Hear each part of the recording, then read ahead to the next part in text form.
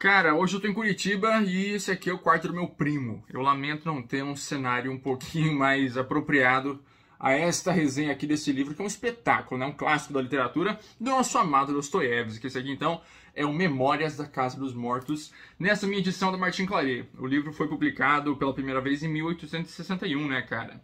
E esse aqui foi um presente pra mim da Ana. Ana, querida, que alegria, que delícia de livro, que espetáculo, que... Nossa, não tenho palavras pra ele. Não foi a melhor leitura que eu fiz esse ano, mas isso não tira o mérito dele. Afinal de contas, esse ano eu já li muita coisa, né? Então ficar ali no top 10 é difícil, certo? Mas, cara, é muito interessante isso aqui. Isso aqui não é uma mera ficção. Isso aqui é um documento histórico. Na verdade, parece mais uma reportagem que o Dostoiévski está fazendo pra gente aqui, né?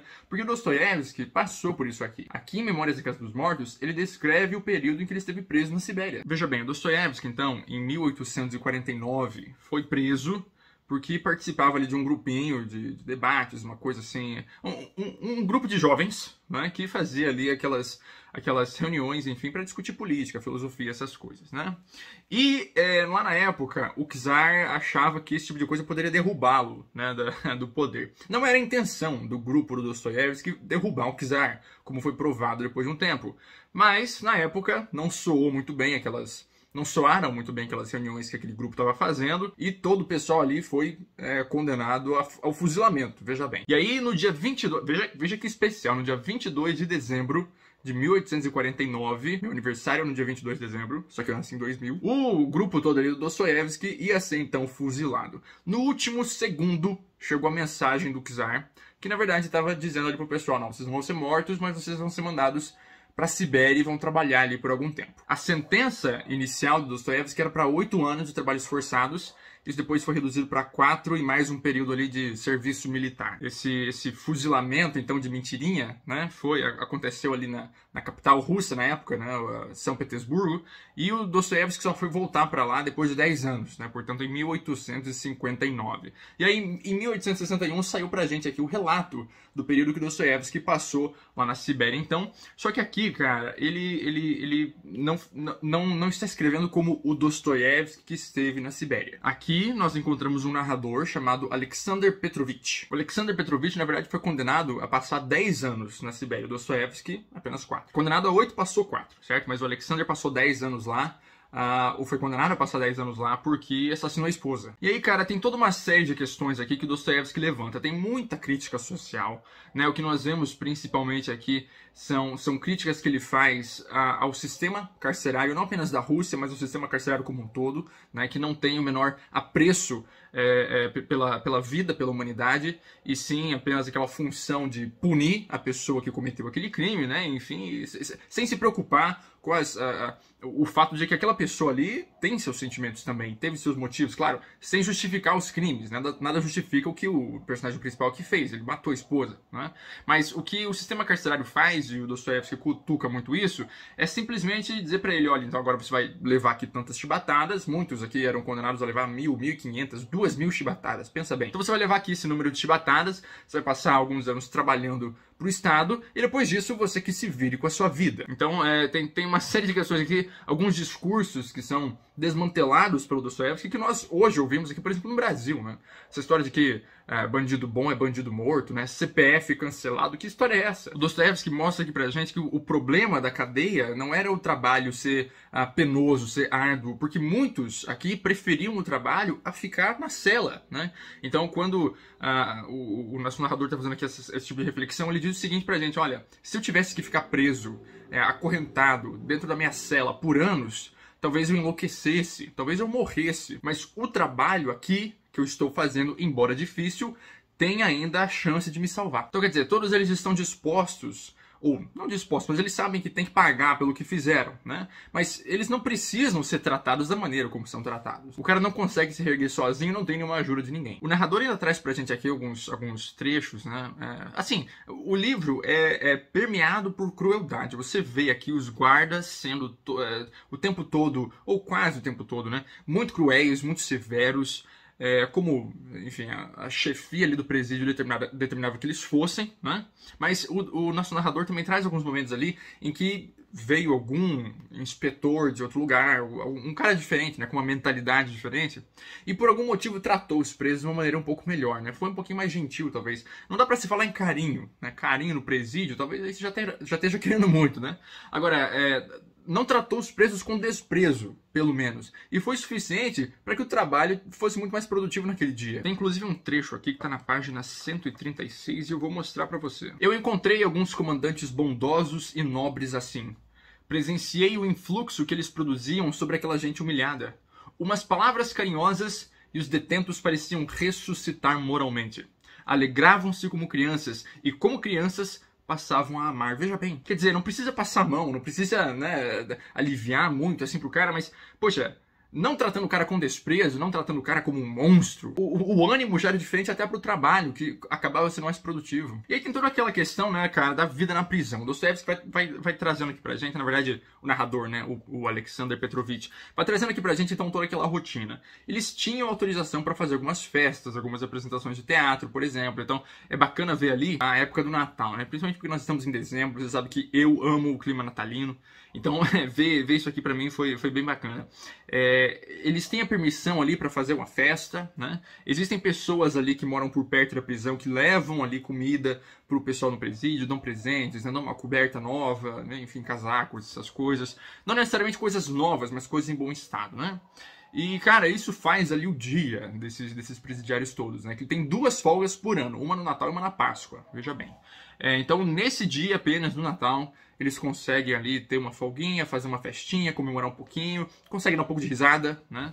Então isso é interessante. Tem outras apresentações de teatro, como eu falei, então eles ensaiam, eles conseguem decorar suas falas e apresentam para a comunidade toda ali, e costuma ser bacana, né? E o nosso narrador aqui diz que a prisão aceita esse tipo de coisa, porque é melhor deixar eles felizes com uma meia dúzia ali de apresentações de teatro, do que ter que lidar com uma rebelião, porque eles estão infelizes com tudo que está acontecendo. Então, quer dizer, não é nem pelo bem-estar por si só dos presos, né? É só para eles não terem que lidar ali com as consequências de uma rebelião no presídio. Veja que coisa. E uma outra coisa interessante, assim, para a gente fechar aqui a parte da história mesmo, é uma espécie de exaltação à Rússia que o Dostoiévski faz, mas não a Rússia Estado, porque afinal de contas o Dostoiévski sofreu na mão daquele pessoal, então não espere que ele vai exaltar a mãe Rússia, né?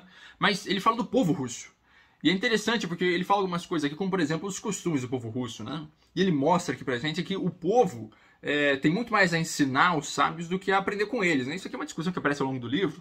E tem ali um determinado momento em que ele fala sobre os sábios que querem ensinar o povo a fazer coisas assim, ou assado e tal, né? E ele diz o seguinte, olha, o povo tem muito mais a ensinar esses sábios do que aprender com eles, porque é aquilo que nós já falamos aqui no vídeo sobre conflitos de visões do Thomas Sowell, por exemplo, né? O que acontece lá é o seguinte, lembra que eu falei pra você do filósofo de gabinete, um termo que eu ouvi pela primeira vez com o filósofo Luiz Felipe Pondé? O filósofo de gabinete é aquele cara que, né, tá lá no alto do seu 30º andar, lá no seu prédio, e passa o dia todo filosofando sobre a sociedade e tudo mais, mas quando ele chega ali no dia a dia da sociedade mesmo, não sabe nada, né? Então é uma das críticas que o Dostoiévski faz aqui, né, cara? É interessante isso daí. Eu achei esse livro aqui interessante pra caramba. Esse aqui, bicho, é a fase mais madura do Dostô, né? Que começou ali depois da prisão dele. Então, por exemplo, eu já li esse ano Noites Brancas. Uma novelinha gostosinha do Dostô. Especial mesmo, legal de ler, mas ainda era um Dostoiévski que estava se descobrindo na escrita, né? Agora aqui não, nós já vemos um Dostoiévski um pouquinho mais humano, que já reviu alguns conceitos na sua vida por causa de tudo que ele passou, já se livrou de alguns preconceitos, ele está um pouquinho mais conservador, está começando a se voltar a Deus. Então tem uma série de coisas que acontecendo na vida do Dostoiévski que acabam sendo refletidas na obra. E eu achei isso bacana pra caramba. E eu tenho aí o desejo de continuar, né, nessa linha aqui, conhecendo Dostoiévski, né? Claro, lendo as obras dele anteriores a esse período aqui, mas também vendo essa evolução e essa coisa mais profunda, né? Ele parece ser apaixonado pelas questões humanas, né? Isso é um negócio que eu elogiei pra caramba lá no vídeo sobre Crime e Castigo. Eu pedi dicas, né, nos comentários daquele vídeo pro pessoal me dizer ali, então, alguns outros livros que tivessem essa questão psicológica e tal. E a Ana depois veio falar comigo quando ela me presenteou com o livro e falou, olha, aquilo que você estava buscando lá em Crime e Castigo vai ter aqui também, né? Essa questão psicológica, essa questão humana, a análise do ser humano, né, como ele é e tal. E de fato tem aqui. Eu achei isso bacana. Não é uma leitura muito fluida. Aqui não existe uma sequência de fatos, né? O Dostoiévski vai narrando tudo isso daqui mais pelos temas do que pelas datas. Então nós não sabemos exatamente quando algumas coisas aconteceram. Nós só temos acesso a esses relatos porque um é vinculado ao outro e Dostoiévski vai criando uma sequência de temas ali pra gente, né? É importante ressaltar que isso aqui reflete mais aquele período ali do primeiro ano do Dostoiévski na Sibéria, né? E mesmo muitas das coisas aqui que são fatos, ou seja, realmente aconteceram com Dostoiévski, foram um pouquinho alteradas ali apenas para fins de, como posso dizer, fluidez para a leitura, claro, né? Então ele teve que alterar alguns nomes, teve que alterar alguns entreveros ali, né?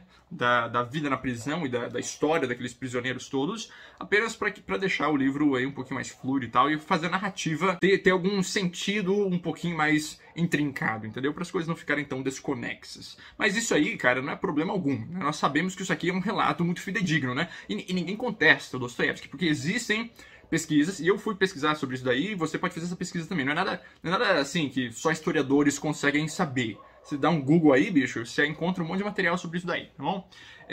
Existem muitos relatos históricos e documentos e tal que comprovam tudo isso aqui que o Dostoiévski traz pra gente.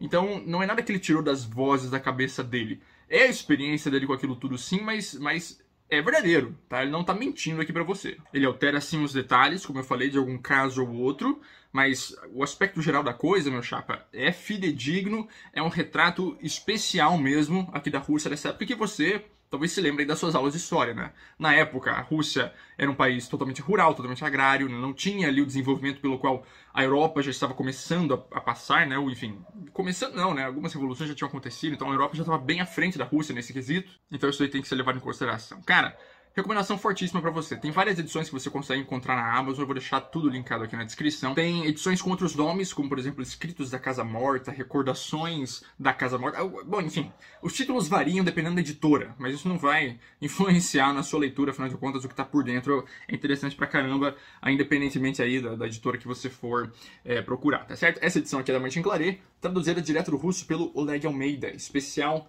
pra caramba essa tradução, essa edição aqui tá mesmo muito legal. Enfim, tudo ali na descrição, você pode encontrar comprando qualquer coisa pelos links ali da Amazon, você ajuda esse canal e não paga nada mais por isso. Eu agradeço desde já pela sua contribuição, tá bem? Fique pra você, um abraço, boas leituras e até a próxima.